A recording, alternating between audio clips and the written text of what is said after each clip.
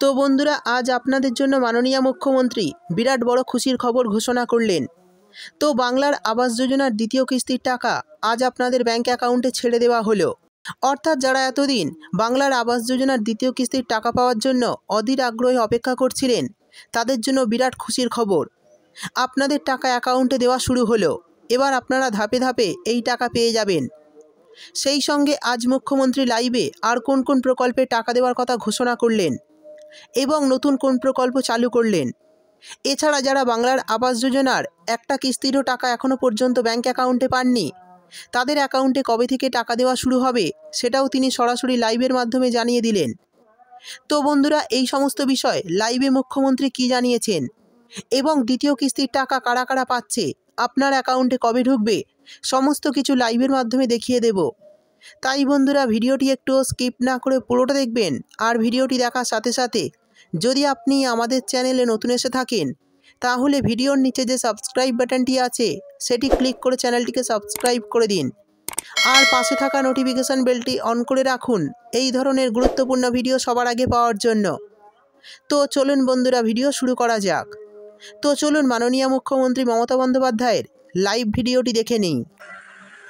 এই মঞ্চ থেকে সম্পূর্ণ রাজ্য সরকারের টাকায় বাংলার বাড়ি গ্রামীণের দ্বিতীয় কিস্তি দেবেন মাননীয় মুখ্যমন্ত্রী, প্রদান করবেন।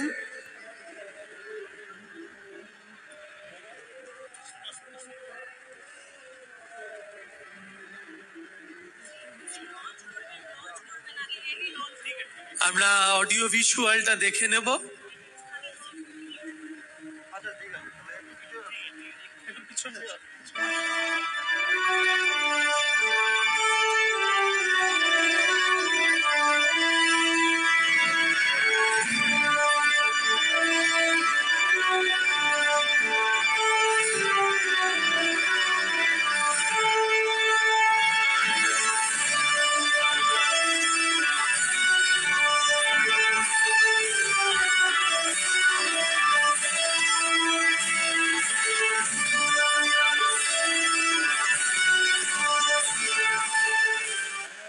এবার বাংলা শস্য বীমা যোজনায় ক্ষতিগ্রস্ত আলু চাষীদের জন্য ক্ষতিপূরণ এর যে অডিও ভিজুয়াল সেটা আমরা দেখে নেব। মাননীয় মুখ্যমন্ত্রী এখান থেকে রিমোট সংযোগে রিলিজ করছেন।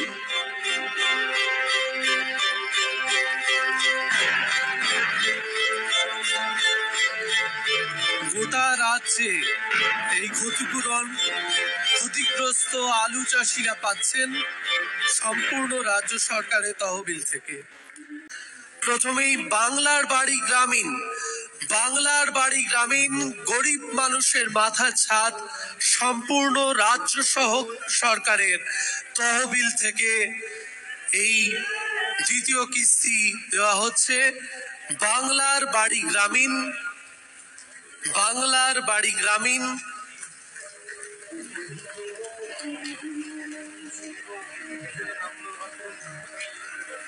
বাংলার বাড়ি গ্রামীণের দ্বিতীয় কিস্তি। এই যে আজকে কতগুলো উদ্বোধন হলো, আজকে ধরুন প্রায় 12 লক্ষ মানুষকে আমরা বাংলার বাড়ি প্রকল্পে আগে 50% দিয়েছিলাম, বলেছিলাম মে মাসের মধ্যে আরো 50% দেবো। আজকে কিন্তু কমপ্লিট করে দেওয়া হলো। আমরা কথা দিলে কথা রাখি। এবং আরো 16 লক্ষ যারা লিস্টে আছেন তারা আগামী ডিসেম্বর মাসে প্রথম ফেজ পাবেন এবং মে মাসে সেকেন্ড ফেজ পাবেন। তাহলে কত হলো? 12 লক্ষ আর 16 লক্ষ 28 লক্ষ হলো। আগে 47 লক্ষ করেছি। এবং তারপরে আমি বলি, এই দেখুন মেয়েরা বলছে আমরা পাই, কই ওদের দিকে একটু তাকিয়ে দেখছেন না তো? ওরাই তো আমাদের ভবিষ্যৎ। মনে রাখবেন, এরপরেও যদি কেউ বাকি থাকে, কেন্দ্রীয় সরকারের স্কিম বন্ধ করে দিলেও আমরা রাজ্যের পক্ষ থেকে কেউ বাকি থাকলে পরে আবার ফেস ওয়াইজে করে দেব। ছাত্রছাত্রীরা প্রায় আমার 1 লক্ষ কন্যাশ্রী বেনিফিট পায়, মাথায় রাখবেন। তপশিলি আদিবাসী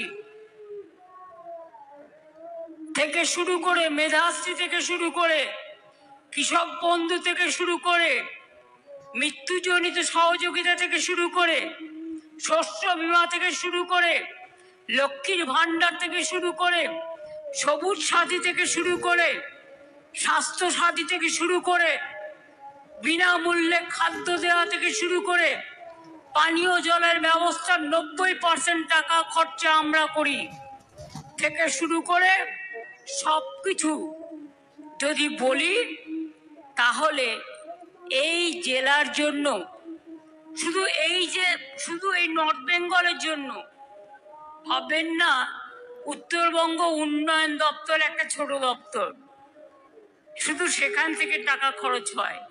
পশ্চিমবাংলার সব দপ্তর থেকে টাকা খরচ হয়। উত্তরবঙ্গ উন্নয়ন দপ্তর তো লিমিটেড, সব দপ্তর থেকে। আজকে শুধু বাংলার বাড়ির জন্য যে টাকা আমরা 12 লক্ষ দিলাম, লোককে পুরোটা করলাম 14,400 কোটি টাকা মোট। আলু চাষিদের 1,02,000 ক্ষতিগ্রস্ত আলু চাষিকে 158 কোটি টাকা ক্ষতিপূরণ সরাসরি তাদের ব্যাংকের অ্যাকাউন্টে চলে যাবে। এর জন্য তাদের 1 পয়সাও দিতে হবে না। মেধা তো আমার চাষার ঘর থেকে জন্মায়, মেধা তো আমার মজদুরের ঘর থেকে জন্মায়, মেধা তো আমার কর্মশ্রী থেকে জন্মায়। অনেকক্ষণ ধরে কর্মশ্রী বলছেন, 100 দিনের কাজ কেন্দ্র বন্ধ করে দিলেও আমরা কর্মশ্রীর মাধ্যমে কাজ দিই 50 দিনের। আগে 100 দিনের কাজেও লোকে 30 দিনের কাজও পেত না, আর এখন আমরা কর্মশ্রী আছে। এরা কম ইম্পর্টেন্ট কি মনে করেন? ওদের চেহারাগুলো কালো, ওরা দেখতে গরিব, ওরা সাধারণ ঘরে থাকে, তাই তাদের কোনো মূল্য নেই।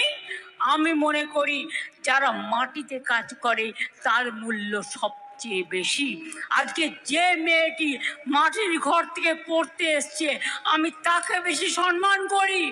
কারণ রিক্সাওয়ালার মেয়ে একদিন ইঞ্জিনিয়ার তৈরি হয়, টোটো চালকের মেয়ে একদিন ডাক্তার তৈরি হয়, কৃষকের মেয়ে একদিন ইঞ্জিনিয়ার তৈরি হয়, চাষির মেয়ে একদিন, মনে রাখবেন, তারা দেশকে জয় করে তারা দেশের পাইলট হয়। তাদের দিকে তাকান, তাদের দিকে ফিরে দেখুন, মনটাকে মুক্ত করুন, মনটাকে বদ্ধ করবেন না। মনে রাখবেন একটা কথা, জয়গাই ডেভেলপমেন্ট অথরিটি আর একটা বড় জল প্রকল্পের কাজ করছে। 90% কাজ হয়ে গেছে, 94 কোটি টাকা খরচ হবে, 87,000 মানুষ জল পাবে।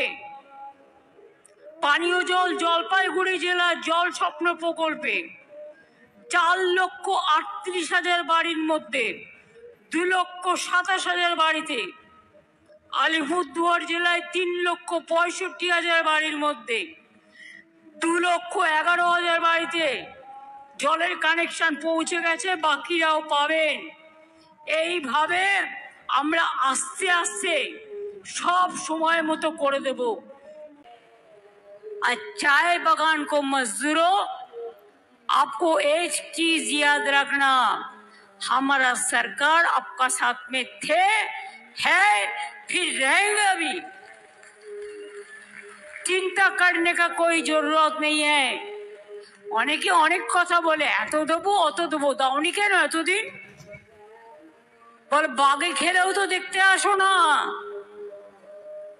আর বড় বড় ভাষণ, লক্ষ্মীর ভান্ডার সারা ভারতবর্ষে নয়, সারা পৃথিবীতে আমরা চালু করেছিলাম, মনে রাখবেন। আর সারা জীবন পর্যন্ত চলবে। মেয়েদের সম্মান, মা বোনদের সম্মান। কেউ কেউ এখন থেকে বলছে এত দেবো অত দেবো, নির্বাচনের আগে যা বলেছিল দেয়নি। মুম্বাইতে দেয়নি, মধ্যপ্রদেশে দেয়নি, রাজস্থানে দেয়নি। এরা ভোটের আগে একরকম বলে, ভোটের পরে ভুলে যায়। আমরা করি না, আমরা যা বলি আমরা সেটা করি। আমরা 4টে কথা বলেছিলাম, খাদ্য সাথী করবো, জিতলে করে দিয়েছি। দুয়ারে রেশন আমরা যেটা বলেছিলাম, আমরা লক্ষ্মীর ভান্ডার করব, করে দিয়েছি। আমরা বলেছিলাম স্টুডেন্টদের জন্য 10 লক্ষ টাকার মধ্যে স্মার্ট কার্ড করব, আমরা করে দিয়েছি। এইভাবে যখন যেটা বলেছি আমরা কিন্তু করে দেখিয়েছি। আমরা জানি, একটা জিনিস মনে রাখবেন, আমি যদি কথা দিই, আমি কথা থেকে কখনো সরে যাই না। তার কারণ এটাই আমার ক্রেডিবিলিটি এবং এটাই আমার কাজের সবচেয়ে বড় যোগ্যতা।